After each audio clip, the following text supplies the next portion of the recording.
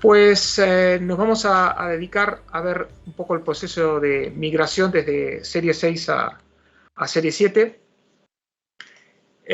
Ya comentaremos un poco en la presentación de Sergio más en profundidad otras alternativas aparte de Spartan 7 dentro de las soluciones de Xilinx de bajo coste, como son en general toda la familia 7, desde Spartan, Artix, Zynq y, llegado el caso, algunas de un poco más de coste para aplicaciones más concretas. En particular, nos vamos a dedicar en esta primera presentación a hablar de Spartan 7. Como sabéis, Spartan es una familia que tiene más de 2 décadas en el mercado. Spartan nació a fines del siglo pasado, en el 98, como versión de bajo coste de la 4000, que era la pieza estrella de ese momento. Entonces, sobre el final de la vida de la serie 4000 salió la primera Spartan, quitando una serie de componentes, haciendo una versión de bajo coste. Con las nuevas familias y los nuevos procesos tecnológicos, con Virtex, con Virtex 2, Virtex 4, Virtex 5, fueron saliendo las diferentes versiones de Spartan. Spartan 3 fue de muy amplio espectro durante muchos años, cubriendo la versión de bajo coste de Virtex 4, Virtex 5 y demás. Y cuando salió la serie 6, sacaron la versión de bajo coste de la Virtex, haciendo la Spartan 6, que duró en el mercado, o dura en el mercado durante ya muchos años. Las primeras piezas efectivas en 2010, anunciada un par de años antes, y ya la posibilidad de diseñar. No hubo Spartan hasta 2016, donde salió la Spartan 7. Pensar que en 2010 también se anunció la serie 7 con sus 4 dispositivos, Kintex, Artix, Virtex, con la diferente gama de performance y coste, y Zynq incorporando los microprocesadores, y pasaron unos cuantos años hasta que se sacó Spartan 7 para cubrir esa parte más de bajo nivel que estaba siendo cubierta por Spartan 6. Entonces, Spartan 7 tiene en el mercado ya casi 5 años, y la idea es contaros un poco las diferencias con Spartan 6 en caso de que tengáis la necesidad de mudar a serie 7. Bien, para comenzar un poco las características de Spartan 6 y el resto de los dispositivos de la serie 7, Spartan 6 está hecha en 45 nanómetros y toda la serie 7 está hecha en 28 nanómetros. Hay pequeñas diferencias en el proceso tecnológico que hace que haya piezas más rápidas que otras. Artix es la más baja dentro de la serie 7, luego Kintex, luego Virtex, y también tenemos los Zynq 7000, los Zynq 7000 de Dual Core, que fueron los primeros que salieron al mercado, y el Single Core, que salió más tarde. Creo que no estoy utilizando el puntero láser que va a ayudar. Y lo que vamos a ver es un poco cómo reemplazar Spartan 6, que típicamente su reemplazo natural es Spartan 7. Sin embargo, Spartan 7 no cubre todo el espectro de piezas que se fabrican con Spartan 6. Spartan 6 tiene un rango de densidad bastante grande, desde piezas bastante pequeñas a piezas muy grandes. Las piezas pequeñas hasta las intermedias lo cubre Spartan 7, y para las piezas más grandes hay que moverse a Artix 7. Incluso Spartan 7, como la versión de más bajo coste y menos rendimiento de serie 7, no incorpora transceivers. Si tenéis aplicaciones o piezas que utilizan gigabit transceivers, os tenéis que mover a Artix. Vamos a ver un poquito más en detalle esto. Para la mayor parte de los dispositivos Spartan 6, el reemplazo natural es Spartan 7. Como es un proceso tecnológico más nuevo, naturalmente las velocidades máximas de funcionamiento son mayores. Arquitecturalmente son bastante similares, como vamos a repasar dentro de unos minutos. Están basados en lookup table de 6 entradas, con 2 flip-flops asociados a cada LUT. Arquitecturalmente son bastante similares, pero el proceso tecnológico más moderno hace que tenga mayores frecuencias objetivos. Sin embargo, hay algunas piezas de las más grandes de Spartan 6 que no están cubiertas por Spartan 7, sino que hay que irse a Artix. Si tenéis piezas que necesitan muchos bloques de CPs o muchos bloques de memoria, para las piezas más grandes hay que irse a Artix para encontrar piezas que cubran ese rango. Y también, como mencioné anteriormente, si necesitáis gigabit transceivers, no están presentes en Spartan 7, sino que hay que ir a piezas en Artix. Viendo el rango de las piezas de Spartan 6, si estáis en el escenario de piezas de menor de 100.000 lookup tables, o perdón, elementos lógicos, estamos en los rangos hasta la LX100, pues la pieza que reemplaza está en Spartan 7. Si tenéis piezas de mayores de 100.000 puertas lógicas, hay que ir a Artix, e incluso si vais a utilizar piezas que necesitan gigabit transceiver, necesariamente hay que moverse a Artix 7. Asimismo, la máxima cantidad de IOs disponibles en Spartan 7 también está limitado a 400, por debajo de las 400, y si necesitáis más de 400 pines, necesitáis mover a Artix. Muy bien, vamos a hacer un rápido repaso a la comparación entre las arquitecturas. A nivel CLBs o slices son bastante similares, pero en realidad Spartan 7 es un superconjunto. Si recordáis, en Spartan 6 tenemos tres tipos de slices: los slice M, los completos, los que pueden ser memoria, los slice L, que son simplificados, que no pueden ser memoria, y teníais una versión slice X solamente presente en Spartan 6, que es una versión de muy bajo coste del slice en la que no tenemos ni posibilidad de ser memoria, ni posibilidad de usarlos como shift register, ni carry logic, ni multiplexores adicionales. Ese slice X desaparece en Spartan 7. En Spartan 7 únicamente tenemos slice completos M y slice L, que son los que no tienen la posibilidad de configurarlos como memoria. Es decir, pasar la parte que tenéis en lógica programable a Spartan 7 es trivial. Incluso Spartan 7 es más potente a igualdad de cantidad de slices o de SLBs, simplemente porque no tiene estos slices simplificados, sino que son más completos. Solía ocurrir en algunos diseños de Spartan 6 que tenían mucho uso de carry logic, mucho comparador, mucho sumador o cosas por el estilo, que fuese un cuello de botella la falta de más slices con carry logic. Eso está solucionado en Spartan 7 y es un superconjunto de lo que hay en Spartan 6. Respecto a las block RAMs han sufrido un incremento en tamaño. En Spartan 6 eran de 18K y se podían configurar como 2 de 9K. Aquí son de 36K y 18K, es el doble de tamaño. Pero lo más importante desde el punto de vista funcional es que incorpora la lógica para transformarlas en FIFOs. Se pueden convertir en FIFOs estando ya en el silicio la lógica para hacer FIFOs. Podíamos hacer FIFOs, evidentemente, en Spartan 6, pero la parte de los contadores necesarios se hacían con lógica programable. Y aquí está directamente en silicio, lo cual permite hacer cruces de dominio de reloj muy cómodos usando estas FIFOs. Es una de las principales aplicaciones. Además, también tiene SC incorporado dentro de las memorias. Y una parte no menor que tienen los nuevos bloques es la capacidad de hacer cascada de block RAMs, pudiendo hacer block RAMs de mayor ancho o mayor tamaño, directamente haciendo una cascada con las VRAMs vecinas, que en Spartan 6 había que usar lógica para concatenar esa funcionalidad. Tiene los mismos modos de funcionamiento, desde 1 bit de ancho hasta 72 bits de ancho en el caso de Spartan 7, aquí era hasta 32 bits de ancho. Es decir, tiene las mismas funcionalidades, pero es un superconjunto. Los detalles de la memoria lo tenéis en el white paper 377, donde se explican las diferencias y los trade-offs que se tuvieron en cuenta al pasar a serie 7 de serie 6 respecto de los tamaños y demás. Respecto de los DSP, se siguen llamando DSP48, pero ahora se llaman DSP48E de Enhanced, de ampliado. Hay bastantes cambios arquitecturales internamente.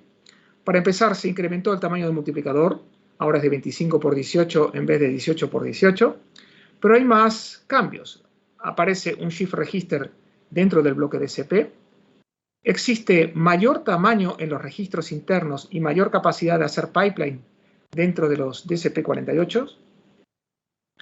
Así que, bueno, se recomienda utilizar todas estas funcionalidades, así como tener en cuenta que hay nuevos componentes. Por ejemplo, está la posibilidad de hacer operaciones SIMD, Single Instruction Multiple Data, es decir, se pueden utilizar operaciones de suma, resta, comparación y demás para 4 operadores de 8 bits o 2 de 16 dentro del bloque DSP. Además, tiene un detector de patrones que para alguna funcionalidad es bastante útil. Es decir, si tenéis diseños que utilizan DSP-48, aquí tenéis mucha más funcionalidad en los nuevos DSP-48 en ANSI. El tema del manejo del reloj ha cambiado bastante. Ha simplificado toda la arquitectura de clocking y es más simple y es un superconjunto de lo que había anteriormente. Desaparecen los Digital Clock Manager, los DSMs que hay en serie 6 y hacia atrás.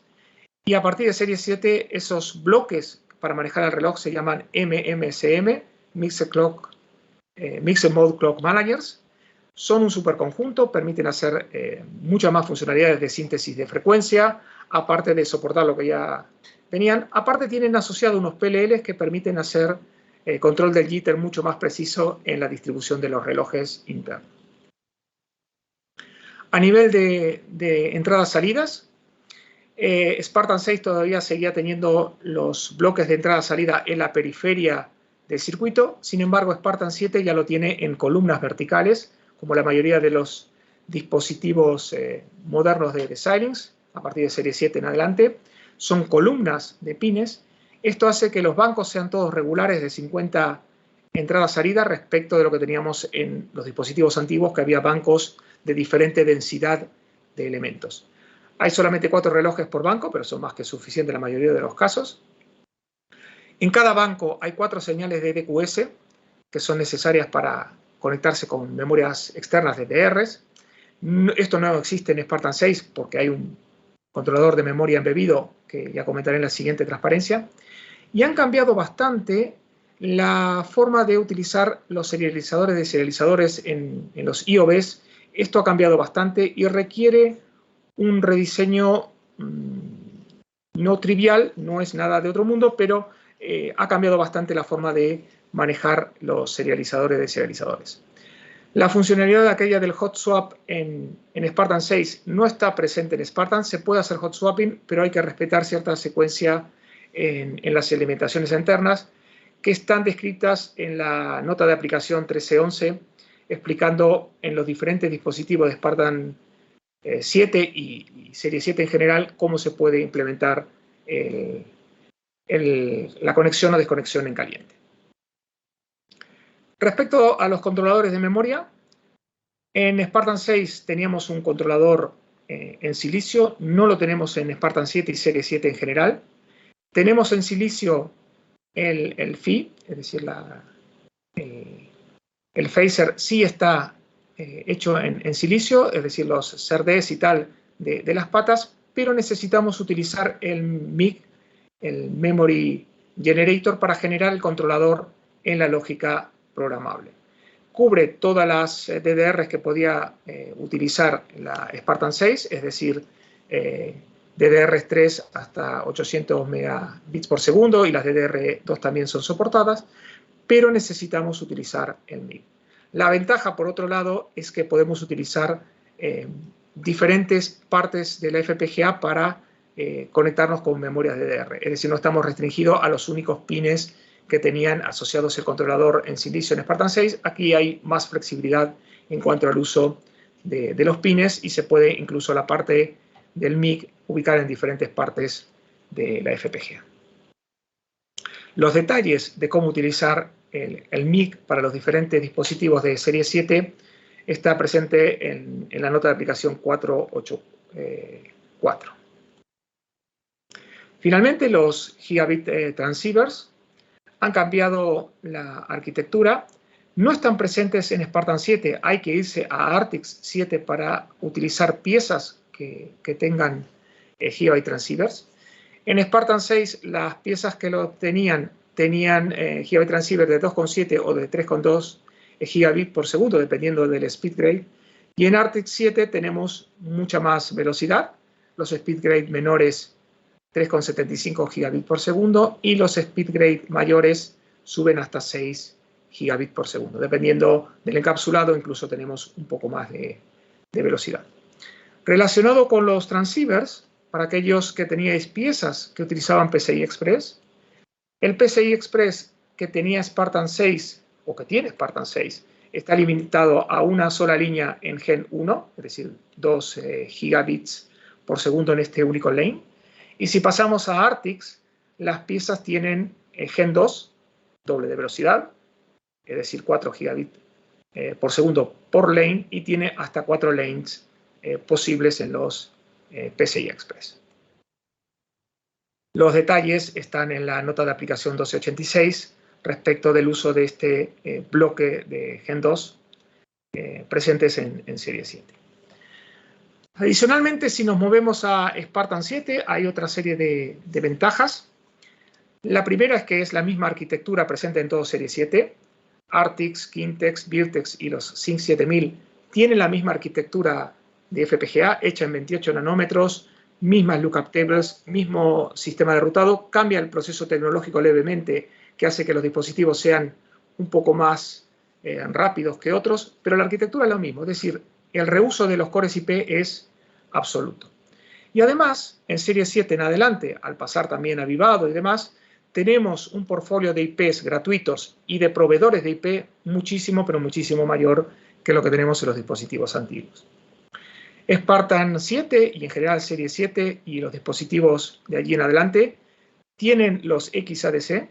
Estos conversores analógico a digital de baja performance, 1 megasample por segundo, son más que suficientes para muchísimas aplicaciones. Podemos samplear señales analógicas dentro del chip y entre otras aplicaciones, y la más útil de todas, es monitorizar internamente tanto la temperatura como las fuentes de alimentación.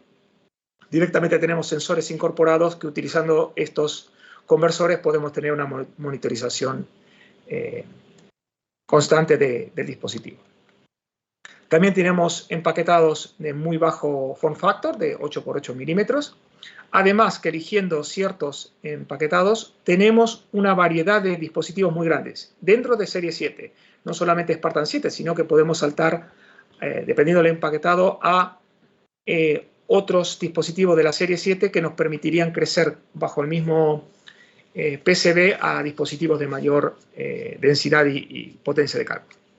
Además, algo nada despreciable es que tienen hardware, la encriptación del bitstream con AES-256 y también sistemas de autenticación para el tema de spoofing y modificaciones no requeridas, incluso que nos espíen el bitstream y nos hagan ingeniería inversa. Todo esto está protegido directamente por hardware y está en toda la familia 7 y en futuros dispositivos. Por último, un resumen de dónde está la mayor parte de la información para hacer este paso a Serie 7. La fundamental es la User Guide 429, que tiene todos los detalles de la migración, elemento a elemento, qué cambia, qué no cambia, qué tenemos que tener en cuenta. Y el resto de las notas de aplicación para evaluar aspectos más concretos. Por ejemplo, hot swapping, si utilizamos memorias DDR, cómo tenemos que actuar con los controladores. Temas de flash de configuración en la XApp 1313 están cubiertos y el PCI Express en esta nota de aplicación que mencioné anteriormente. Un pequeño detalle respecto del uso de Vivado. Una de las implicaciones de pasar de Serie 6 a Serie 7 es que hay que pasarse de ICE a Vivado. Las ventajas son innumerables. Primero, ICE se congeló hace casi una década el desarrollo y es lo que hay. Sin embargo, Vivado está en continuo desarrollo. La buena noticia es que Vivado es completamente gratuito para todo Spartan 7 y la mayor parte de los dispositivos de Serie 7.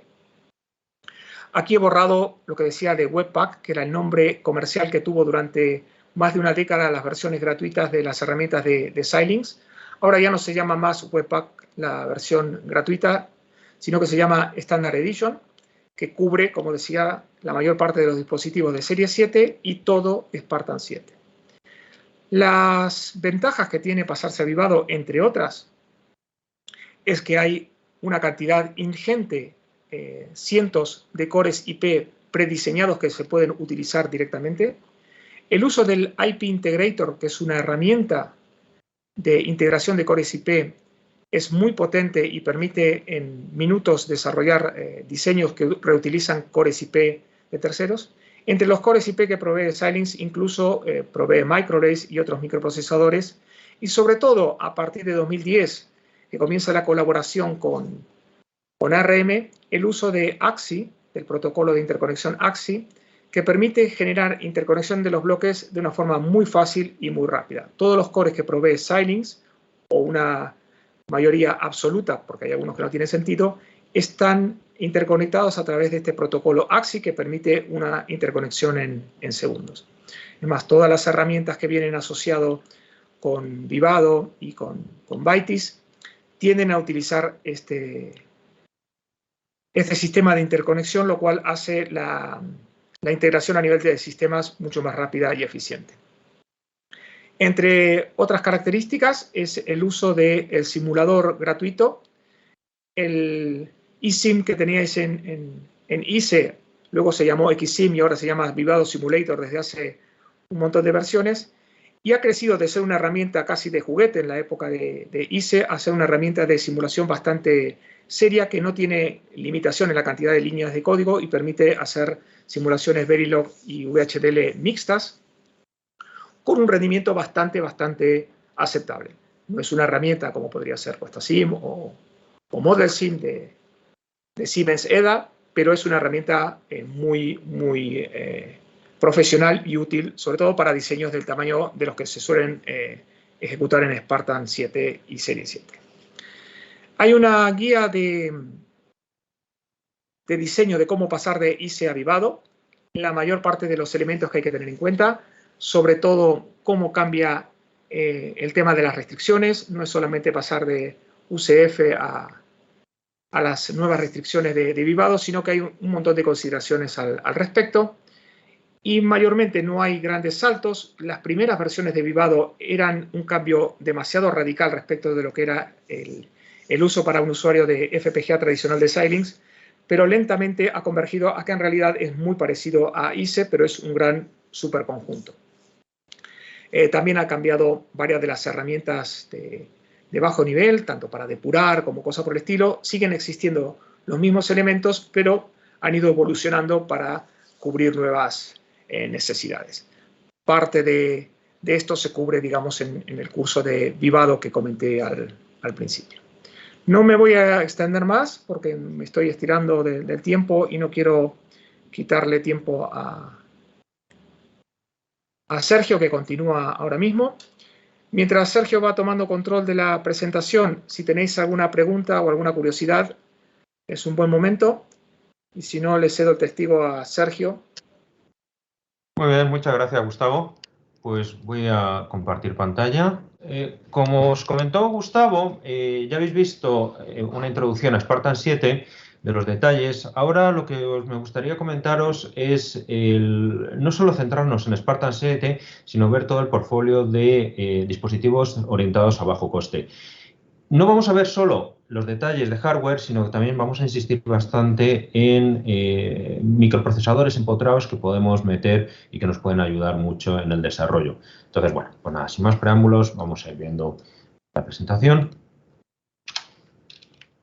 Bueno, ¿qué es lo que tenemos en este portfolio de soluciones optimizadas en coste? Bueno, como ya sabéis, pues tenemos un montón de posibles opciones de conectividad, ¿vale? Con un montón de posibles protocolos, ¿vale? Ya hemos visto que teníamos soporte bien para LVDS, que lo trabajábamos en los SERDES de los IOBs, o bien tenemos soporte también para los multigigabit transceivers. Luego esto lo vamos a ver con un poquito más de detalle. Habéis visto, pues bueno, que ya hemos pasado de los 45 nanómetros de Spartan 6 a los 28 nanómetros. Ese paso en el nodo de fabricación pues nos va a mejorar las prestaciones, ¿vale? No solo nos mejora las prestaciones, sino que también nos mejora el consumo. Y, por supuesto, tener un dispositivo, una FPGA, que nos integra, como ya sabéis, unos conversores AD y podemos integrar procesadores dentro, pues bueno, al final, y luego lo veréis en unas transparencias que vamos a presentar un poquito más tarde, pues podemos integrar un montón de dispositivos que antes teníamos dispersos en la placa en una única FPGA, y eso no solo nos va a ahorrar coste del Bill of Materials, sino que también nos va a simplificar el diseño de la placa. Bueno, sí es importante, sí es interesante insistir en que hay dispositivos muy pequeños. De hecho, hay dispositivos de 8 por 8 milímetros. Tenemos todo el soporte para seguridad, tanto, digamos, seguridad anti-malware o anti-ataques como seguridad funcional que nos ofrecen las FPGAs, luego lo veremos con un poquito más de detalle, y todas las herramientas que utilizamos. Supongo que muchos de vosotros ya estáis familiarizados con Vivado, y para los que no, pues bueno, comentaremos un poquito más en detalle la facilidad que tenemos de desarrollo utilizando IP Integrator, utilizando la herramienta que tiene Vivado para simplemente diseñar instanciando bloques IP ya prediseñados sin tirar una sola línea de código HDL. Bueno, pues este catálogo, digamos que Spartan 6 es donde tenemos ahora las dificultades, pero como alternativas tenemos básicamente Spartan 7, que ya os ha comentado Gustavo, Artix, que es una alternativa también de bajo coste, donde aquí quizá la mayor diferencia o lo más importante, veis que tenemos los transceptores, y luego tenéis Sync, que es también una alternativa de bajo coste, con la gran diferencia, como bien sabéis, que tenemos unos procesadores Cortex A9 empotrados. Cortex A9 ya empiezan a ser procesadores un poco serios, que podemos correr Linux perfectamente en ellos. De Spartan 7, pues bueno, poco más que insistir lo que os ha comentado ya Gustavo, acerca, pues bueno, tanto del rediseño de las block RAMs, en particular el uso, poder utilizarlas como FIFOs, que para paso de datos entre dominios de reloj nos viene muy bien, que las interfaces, los SERDES que tenemos en los Input-Output Blocks, pues han mejorado y podemos trabajar en interfaces LVDS de hasta 1,25 gigabits. Esto nos puede venir muy bien para conversores AD y DA de alta velocidad. Todo el tema de la seguridad empotrada, en particular el cifrado y los algoritmos de hashing. Como ya os había insistido, podemos tener dispositivos muy pequeños, un dispositivo de 100 patas de entrada-salida encapsulado solo de 8 por 8 milímetros, conversores AD, ahora lo veremos con un poquito más de detalle. Ya no tenemos el controlador incorporado que teníamos en Spartan 6 de DDR, pero en cualquier caso, con las mejoras que tenemos en los Input-Output Blocks, podemos soportar DDR3 hasta 800 megabits por segundo, y los DSPs que ya os habéis visto que estaban mejorados. Todo eso, y se me ha pasado muy rápido, pues todo eso aderezado con mejoras en la velocidad y en el consumo. Ya todo esto está disponible, pues bueno, para disponibilidad de las piezas, que también hoy en día sabéis que todo esto es crítico, podéis hablar con Belén o con David. Sí que de aquí insistir dos cosas, que tenemos soporte extendido en temperatura, donde tendríamos temperatura en silicio desde -40 hasta 125 grados, y todos los dispositivos están soportados por la edición Vivado estándar. Este es el heredero del Webpack, que significa que, bueno, que no tenéis que pagar básicamente por las herramientas de desarrollo. Las herramientas de desarrollo, como ya os ha comentado Gustavo, solo son de pago cuando tenéis que trabajar con dispositivos más complejos. Cuando os pasáis, ya subís de la Vivado Standard Edition.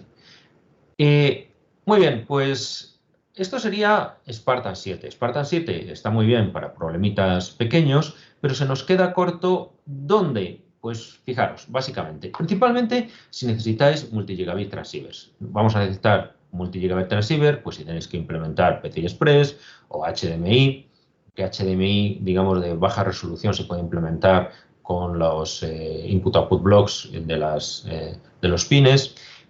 SATA, ahí también necesitáis multi-gigabit transceivers. Pues bueno, todos estos casos, DisplayPort también lo vais a necesitar. Entonces, o si queréis hacer comunicaciones de alta velocidad, por ejemplo, en JSD 204 para interfaz con ADs y DAs de alta velocidad, pues bueno, en esos casos donde necesitáis multi-gigabit transceivers, os tenéis que ir a Artix. La ventaja también de Artix es que tenemos el grado de velocidad -3, que nos va a ir un poquitín más rápido en la velocidad de la lógica de la FPGA. Podemos tener muchos bloques DSP y al mismo tiempo, pues también es cierto que hay dispositivos pequeños. Entonces, digamos que problemas más complejos que pueden implicar procesamiento de señal que necesitan muchos DSPs o incluso en ese procesamiento de señal interfaz con ADs y DAs de alta velocidad que necesitamos multi-gigabit transceivers o un poquito más de velocidad en la lógica, pues ahí nos podemos ir a ARTIX. Y ya por último, lo que tenemos es SYNC 7000. De SYNC 7000 sabéis que la gran ventaja es que tenemos este procesador Cortex A9 incorporado, que en las versiones de muy bajo coste es un single core y en las versiones ya de un poquito más de mayor coste puede ser dual core. Estas son las cost optimized que utilizan una área de FPGA basada en la arquitectura de ARTIX 7 y luego tenemos la posibilidad de basado en Kintex 7, que es también dual core hasta 1 GHz y como es Kintex 7, pues bueno, la zona de FPGA es más rápida. Por supuesto, un área de lógica de FPGA, esto es la gracia del dispositivo, que esta parte sería como si tuviésemos un microcontrolador, un SOC, un Application Processor basado en Cortex A9, con todas las periféricos, toda la memoria, todo lo que sea, pero luego tenemos la zona de lógica programable y veis aquí, donde os estoy señalando todas estas interconexiones, pues bueno, hay un montón de interconexiones, además de muy altas prestaciones, con lo cual podemos tener un ancho de banda muy grande entre la lógica programable y el subsistema de procesadores basado en los Cortex A9. Tenemos lo que ya os había comentado de conversores AD que para monitorización nos viene muy bien y este Application Processor que habíamos visto no solo son los Cortex A9, sino que tenemos un montón de periféricos y controladores de memoria. Controladores de memoria que podemos trabajar hasta DDR3. Bueno, pues entonces, por resumir un poco lo que llevamos hasta aquí, comentaros que Spartan 7 quizá sea el dispositivo más natural para realizar la migración, pero que tenemos dos alternativas muy interesantes. ARTIX, sobre todo cuando necesitamos multi-gigabit transceivers o un poco más de prestaciones, por ejemplo, en procesamiento de señal, y SYNC 7000 cuando tenemos el procesador empotrado, procesador con un montón de periféricos que nos va a venir muy bien para resolver un montón de problemas. Todos estos dispositivos tienen muy cuidada la seguridad. Seguridad tanto a nivel hardware, lo que puede ser encriptado, hashing y luego después monitorización de temperaturas, tensiones, corrientes, también lo podemos hacer con algún dispositivo externo que nos permite, pues bueno, ver si algo está fallando, por ejemplo, si está bajando la tensión de alimentación y podemos tener comprometida el funcionamiento o está subiendo la temperatura. Todo además con estos bloques que controlan la seguridad que están en bloques aislados dentro del dispositivo.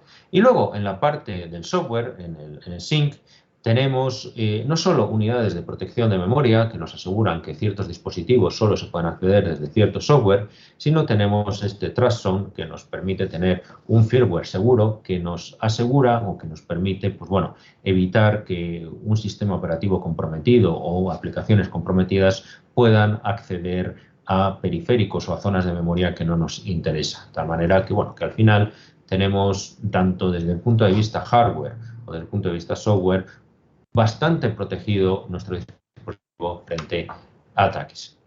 Esta protección hardware y software está bien, pero necesitamos complementarla con monitorización de las diferentes variables de entorno que tenemos, pues temperaturas, corrientes, tensiones de alimentación.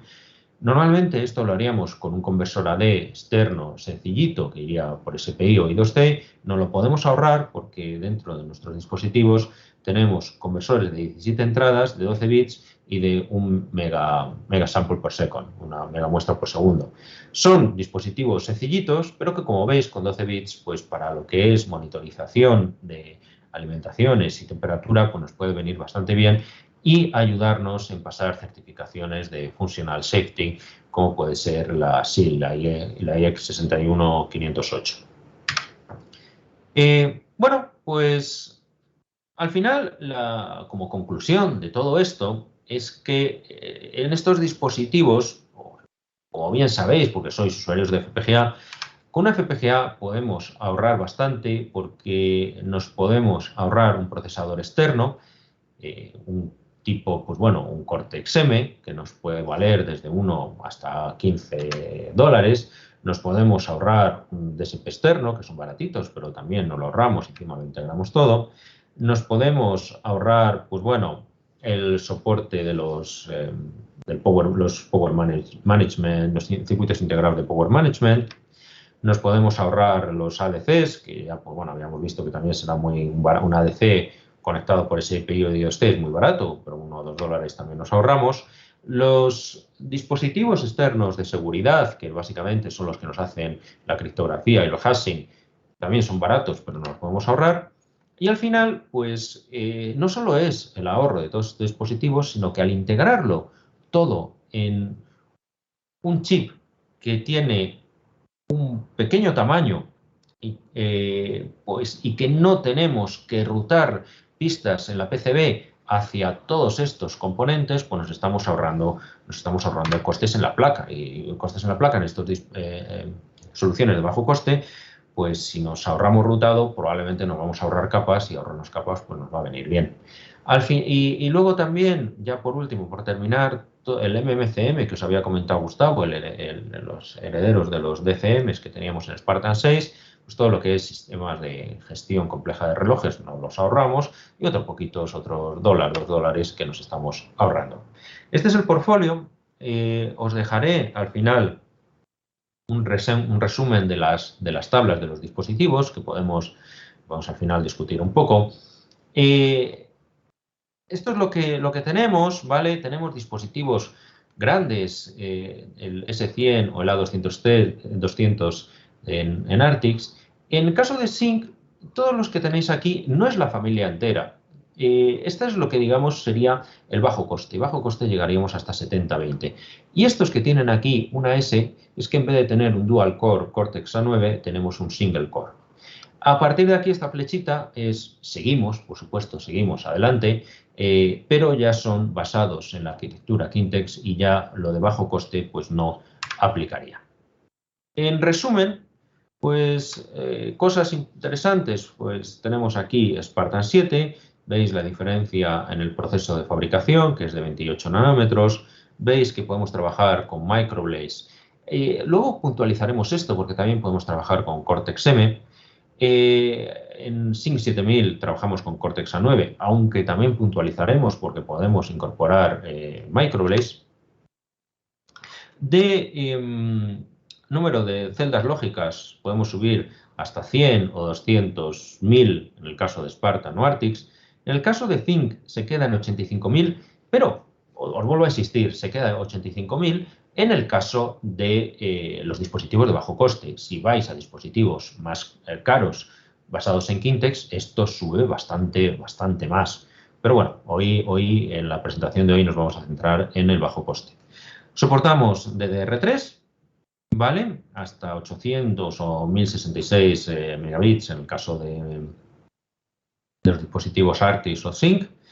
Y, pues bueno, Gigabit Transceivers, recordar que solo los tenemos en Artix y en Sync, pero hemos hecho una subida interesante en la velocidad. Pasamos de los 3 de Spartan 6 a los 6. Con 6 gigabits por segundo, pues por ejemplo, ya nos podemos plantear PCI Express de segunda generación. Bueno, recordar que los single core de Sync 7000 son los que nos van a permitir bajar el coste.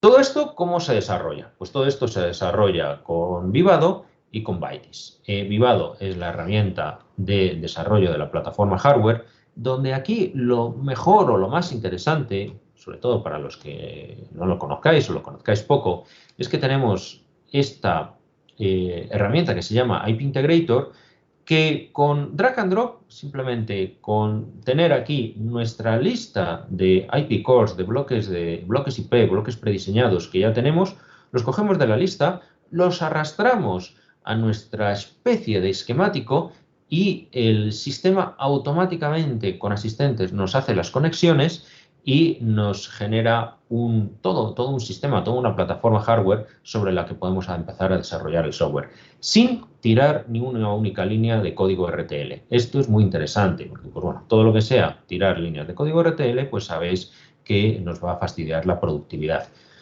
Para los que no lo conozcáis, pues una herramienta muy potente. Y luego después, cuando queremos hacer el software, tenemos Bytys. Básicamente Bytys es el entorno de desarrollo Eclipse, que es de sobra conocido, orientado hacia las herramientas de Xilinx. A partir de aquí, pues bueno, tenemos la posibilidad en Bytys no solo de desarrollar software para los procesadores empotrados, sino desarrollar aceleradores o incluso desarrollar aceleradores en dominio específico, como puede ser TensorFlow para temas de inteligencia artificial. Bueno, todos estos temas que ya se salen un poco de esta presentación, pero que sepáis que con Bytys también es la herramienta, o no penséis en Bytys solo como una herramienta para codificar en C para un procesador empotrado, sino que va mucho más allá, para aceleración, para temas de inteligencia artificial, para un montón de cosas. En lo que a nosotros nos interesa, utilizaríamos Vivado, este Standard Edition, que no tenéis que pagar por él. Y de esta transparencia me interesa mucho comentaros el High Level C Synthesis, punto muy importante, no sé si manejáis vosotros, pero que sepáis que para muchas aplicaciones donde ir ciclo a ciclo, tener una precisión a nivel de ciclo no es estrictamente necesario, podemos utilizar síntesis de alto nivel, podemos en vez de utilizar VHDL o Verilog, trabajar desde C, que nos va a permitir ir mucho más rápido. Como siempre decimos nosotros, estas herramientas no convierten a un ingeniero de software en un ingeniero de hardware, pero sí que convierten a un ingeniero de hardware en alguien mucho más productivo. Entonces, es algo por lo que nosotros abogamos mucho. Como ya os digo, problemas donde no tengáis que tener precisión a nivel de ciclo de reloj nos va a permitir ir o desarrollar mucho más rápido. Y luego, dentro de Bytys, pues tenemos un entorno de trabajo completo para C, C++, tanto para Microblaze como los Cortex A9 que tenemos en Sync 7000. Y es un entorno que además, no os quedéis con esto, como ya os he dicho, es un entorno que también luego nos permite ir hacia problemas de aceleración. Problemas de aceleración, que ya os digo que serían un poco de lo que es esta presentación, pero que también es muy interesante. Os he comentado acerca de Microblaze. La idea de todo esto es que si utilizáis una Spartan 7, una Arctic 7, no tengáis que gastaros en un procesador externo, sino que podéis utilizar este procesador Microblaze. Subprocessor significa que no lo tenemos empotrado en el silicio de la FPGA, sino que lo construimos con los recursos lógicos de la FPGA. Para ello, pues bueno, con esos recursos lógicos podemos llegar hasta 200 MHz en versiones de las FPGAs más rápida. Esto es el modelo, digamos, más sencillito. Podríamos luego tener otro modelo que es el Real Time Processor, que va un poco más lento, pero veis que el juego de instrucciones es un poquito más potente, con lo cual tenemos más potencia. Y luego ya tenemos el Application Processor, que veis que es el que tiene el juego de instrucciones un poco más potente. La ventaja de tener un subprocessor, o sea, un procesador que construimos con los recursos lógicos de la FPGA, es que podemos configurarlo. Tenemos estos tres modelos de utilización que nos permiten menos, digamos, gastamos menos área, menos potencia, o gastamos más área y tenemos más potencia, y nos permite, pues bueno, ver o abarcar un espectro muy grande de aplicaciones. En este Application Processor, por ejemplo, tenemos una MMU de tal manera que podemos correr un Linux. Linux, digamos, que va a ser un Linux que podamos tener muy sofisticado, con una interfaz gráfica potente o lo que sea, pero podemos tener un Linux ahí en modo servidor que nos algo que nos va a venir muy interesante porque nos facilita desarrollar el código. Acerca de temas de seguridad, podemos trabajar en modo lockstep, dos Microblaze trabajando en paralelo, y si uno da resultados diferentes al otro, pues se genera una excepción, o incluso podemos trabajar en modo de redundancia triple para mitigar SEUs, para los que estéis, no sé, en temas críticos aeroespaciales, por ejemplo. Tenemos un catálogo de periféricos enorme, luego eso lo veremos con un poquito más de detalle. Por supuesto, todo el bloque analógico de esos conversores AD sencillos que nos pueden venir muy bien. Seguridad, también ya lo habíamos visto, tanto en hashing como en cifrado. Todas las interconexiones funcionan con el estándar AXI. Sabéis que el estándar AXI es el estándar de facto en la industria desarrollado por ARM, con lo cual podemos acceder a un montón de periféricos, no solo los que nos da Xilinx, que ya son muchos, sino cosas que podamos acceder o podamos tener aparte. Y al ser un procesador soft, pues evidentemente tenemos la flexibilidad de estar empotrados dentro de la lógica de la FPGA, con lo cual nos podemos conectar con todo lo que queramos meter en la lógica de la FPGA.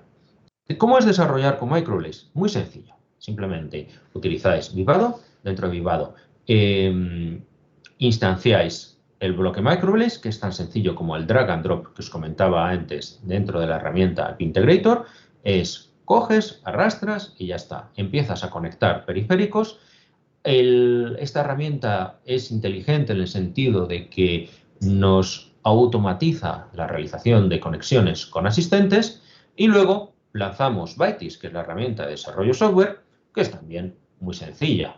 Tiene también templates para plantillas para desarrollo de aplicaciones, por ejemplo un Hello World, y a partir de ahí se conecta automáticamente a través de JTAG. Muy sencillo. O sea, desarrollar con Microblaze podéis estar desarrollando, teniendo un sistema, un Hello World, en media hora larga, pues, perfectamente. Tenéis, pues bueno, bastante soporte, un montón de cosas, y cualquier duda, pues bueno, por supuesto nos podéis preguntar y podemos verlo. Todo esto, pues bueno, como ya os comentaba, con el drag and drop tenemos desde un catálogo, este IP Catalog, el catálogo de bloques IP, tenemos un montón de diferentes opciones que las arrastramos hacia Vivado y dentro de ahí las podemos personalizar, ¿vale? Por supuesto, tenemos todos estos dispositivos que ya habíamos comentado, de tal manera que el objetivo o la idea es que sea, digamos, la evolución hacia el futuro sea bastante segura. Estamos utilizando interfaces AXI estándares de tal manera que podemos, pues bueno, en el futuro, como es una interfaz AXI 4 estándar, meter periféricos, pues bueno, por ejemplo, de un Ethercat, un TSN o otras cosas, por ejemplo, para los que estéis trabajando en temas de networking industrial.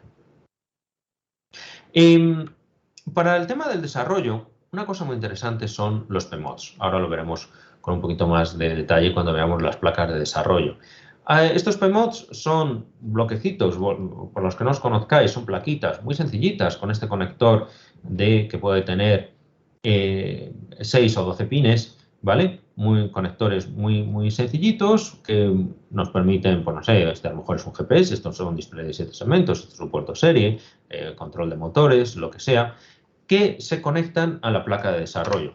Y la idea es que todo esto está soportado en este catálogo que ya os comentaba de bloques IPs prediseñados, de tal manera que con el drag and drop, pues te integras, te haces tu plataforma hardware utilizando, veis, esta es una foto de cómo se vería en Vivado y puedes desarrollar o prototipar cosas muy rápido.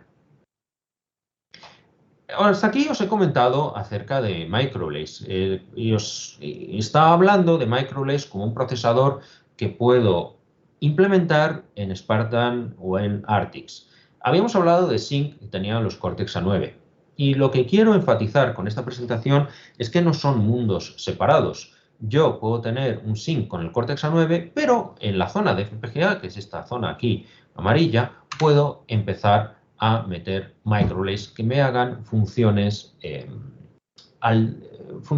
digamos, básicas, haga offloading de cosas, por ejemplo, comunicaciones, interfaz de usuario o monitorización a lo mejor de los ADCs de temperatura, cositas sencillas, ¿vale? Pero que me pueden ayudar y dejar solo el Cortex A9 para tareas más intensivas computacionalmente. Bueno, pues que sepáis que esto es posible y que como ya habíamos visto que la interfaz entre la lógica programable, zona amarilla, y el Application Processor, donde tenemos los Cortex A9, es una interfaz con un montón de líneas de alta velocidad, podemos desde los microLEDs acceder a todas las memorias, a los periféricos, a todo lo que haga falta, generando un entorno heterogéneo de procesadores Cortex A9 y microLEDs que nos puede venir, que puede ser muy potente para realizar tareas, pues bueno, mucho más allá de lo que podríamos realizar simplemente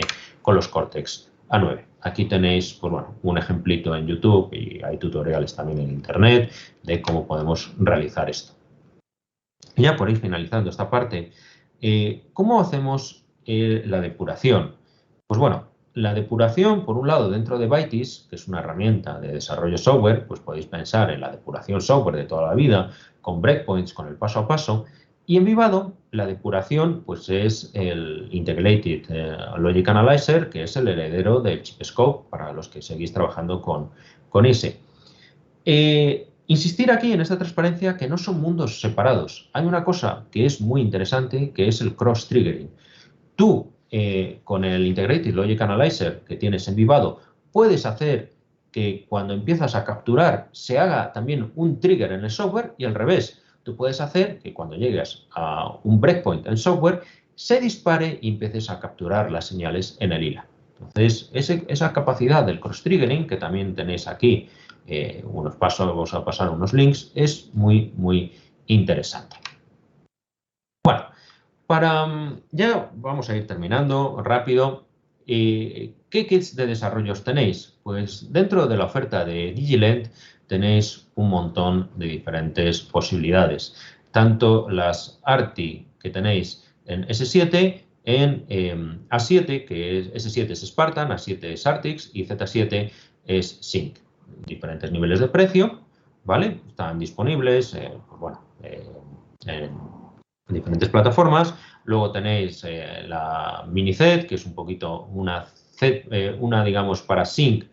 Con el dispositivo, veis este 7, que es de Single Core, un poquito más sencillo, pero mira, el de precio está muy interesante. Y luego ya, si os queréis ir a Sync Ultra Scale, pues las cosas van oscilando en este precio, que es también el precio de los Criasom que han salido hace poco. Aparte de esto, pues bueno, esto no son las únicas soluciones. Pues bueno, fabricantes de SOM, como por ejemplo Trends, tiene también muchas soluciones. En general, pues bueno, la idea, comentaros que soluciones hay un montón. De esta transparencia me interesa que os fijéis en estos conectores que os estoy señalando aquí, ¿vale? Estos son los conectores PMOD que os comentaba. Los conectores PMOD son los que nos permiten poner esos bloquecitos, esos modulitos sencillos, donde podemos tener, no sé, pues un conversor AD por SPI, o un modulito GPS, un modulito de Ethernet, o un modulito de control de motores, pues bueno, y todo el soporte ya está desde Vivado, que podéis hacer cosas muy rápido. En la ARTI S7, la de Spartan 7, que es quizá la que os interesaría más, pues bueno, como migración directa desde Spartan 6, cosas que tenemos ahí. Tenemos, como os había dicho, los conectores PMODs, tenemos conectores también Arduino, si queréis poner los shields de Arduino, cosas básicas, botones y LEDs, ¿vale? Conexión de una JTAG UART a través de USB, esto para programar la FPGA o para tener la consola de microLEDs nos viene muy bien, y luego una QSPI para la memoria no volátil de configuración, donde también podríamos llegar a guardar la imagen de Linux o del sistema operativo que corramos en el microLED y medio giga de DDR3. Todo esto tiene un montón de diferentes entornos de desarrollo y de documentación y, por supuesto, tenemos posibilidad de oferta de cursos que, pues bueno, sabéis que, aparte de lo que os puede ofrecer Xilinx, pues nosotros ofrecemos también cursos, tanto presenciales en nuestras instalaciones o cursos online o cursos in company si tenéis unas necesidades muy concretas. Ya por finalizar, hasta aquí os he insistido mucho en microLEDs y en Cortex A9, pero algunos de vosotros me podéis decir, vale, muy bonito, pero yo lo que hago es que tengo una FPGA y luego un microcontrolador basado en Cortex M. Si este es el caso, tenéis que saber que Cortex M, ARM te lo ofrece a través del FPGA Design Start Program, te lo ofrece como una netlist que puedes llegar a incorporar dentro de tu FPGA. ¿A dónde quiero llegar con esto? Es que la realidad es que tú en tu Spartan 7 o en tu Arctic 7 puedes implementar bien Microblaze o bien Cortex-M.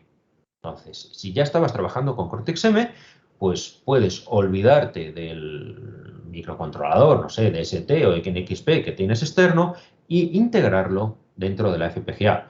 Como es un Cortex-M de lo de toda la vida, pues bueno, tenéis acceso a toda la, digamos, a toda la información que está disponible y a las herramientas de ARM, en particular el Kill, que es la herramienta de facto que utilizamos para eso. Pregunta de millón, ¿esto me utiliza muchos recursos? No, tenéis dos posibilidades, Cortex M1 y Cortex M3. Entonces, el M3 estaría orientado a Artix, ¿vale? Donde veis que sí que ya te empieza a utilizar más recursos, pero los Cortex M1, que son más pequeñitos, en la configuración por defecto veis que lo único que te gasta es un poco más de block RAMs para una Spartan 750, es un tamaño medio, y en el caso del M1 sí que para una Spartan 750 te usa poco más o menos que nada. Para la configuración mínima te usa muy poquita configuración. Entonces, pues bueno, para hacer funciones de controls, típico software de control, cosas así, que lo hacíais antes en un microprocesador externo, pues lo podemos hacer perfectamente aquí empotrado en la FPGA. La ventaja de ARM es todas las cosas que ya existen, bueno, pero esto es más conocido, y que utilizamos las herramientas de Kill con todas las posibilidades. El Kill, que sabéis que hasta códigos de 32K es gratis y a partir de ahí pues tenéis que pagar una licencia, pero pues bueno, en particular a mí me parece muy interesante estas herramientas por todas las stacks, por ejemplo, de USB, de CAN, de TCP/IP, que te dan, o incluso una herramienta de interfaz gráfica que es, pues bueno, puedes desarrollar software muy interesante. ¿Y me quedo con Microblaze o me quedo con Cortex-M? Bueno, ARM, la ventaja que tienes es que es ARM, con lo cual tienes todo el ecosistema, ¿vale? Tienes la posibilidad, el código puede ser más denso utilizando las extensiones ZAMP, ¿vale? Y sobre todo, si ya tenéis la experiencia de ARM y no queréis portar a Microblaze, pues es la gran ventaja. Dicho esto, sí que es cierto que Microblaze es algo que lleva mucho tiempo con Xilinx y que desde el principio lo han diseñado orientado a que esté muy optimizado para FPGA. A donde quiero llegar es que si queréis prestaciones, un Microblaze va a ser siempre mejor que un Cortex-M, porque digamos, Xilinx tiene todo ese historial de haberlo optimizado. Significa que podemos correr pues 2 o 3 veces más rápidos, con soporte para coma flotante, con menos área, ¿vale? Pues bueno, que podemos, pues bueno, si queréis prestaciones y, digamos, experiencia con ARM no es tan limitante para vosotros, pues id a un Microblaze. Si queréis adaptar rápido lo que tenéis para Cortex-M, pues os vais, implementáis el Cortex-M y ya lo tenéis. Todo esto hay un montón de vídeos, os vamos a dejar esta presentación, pues bueno, para que tengáis acceso a todos estos links. Pues vamos ya terminando para dejar un poquito de tiempo para las preguntas. Espero, pues bueno, haberos dado una buena idea de cuál es el portfolio que tenemos, no solo de dispositivos, sino también de procesadores, porque al final la parte de incorporar un procesador es algo que hoy en día sí o sí vais a necesitar siempre. Dejaros bien claro que las herramientas de desarrollo, pues bueno, todo esto es muy sencillo y que los sistemas muchísimas veces se hacen incluso sin integrar una única línea de código RTL o como mucho a lo mejor ya tenéis vuestro bloque IP para vuestro problema concreto, lo diseñáis una vez, vuestro bloque IP a medida, lo metéis dentro del catálogo de bloques IP que tenéis en vuestro sistema y el resto ya de diseños los hacéis integrando estos bloques ya prediseñados sin tirar líneas de código VHDL. Hay un montón de placas para empezar a trabajar y bueno, pues básicamente todo es esto. Tenemos al final las tablas de producto donde, pues bueno, ya esto habéis comentado, habéis visto un poco con Gustavo, no voy a insistir mucho. Sí que quiero, pues bueno, centrarme aquí quizá en el caso de Sync, una cosa que os había comentado es que nosotros hemos estado discutiendo estos que son los optimizados en coste, ¿vale? Pero tenéis otros que son ya no optimizados en coste y que veis que, por ejemplo, llegamos hasta 400 y pico mil celdas lógicas, que bueno, no me gustaría que os quedaseis con la idea de que Sync 7000 es algo muy sencillito, sino que digamos que es muy sencillito cuando estamos en el contexto de bajo coste hasta tamaños 70-20. Muy bien, y independientemente de esto, también comentaros que en Sync 7000 tenemos de bajo coste dos opciones que tenemos multi-gigabit transivas.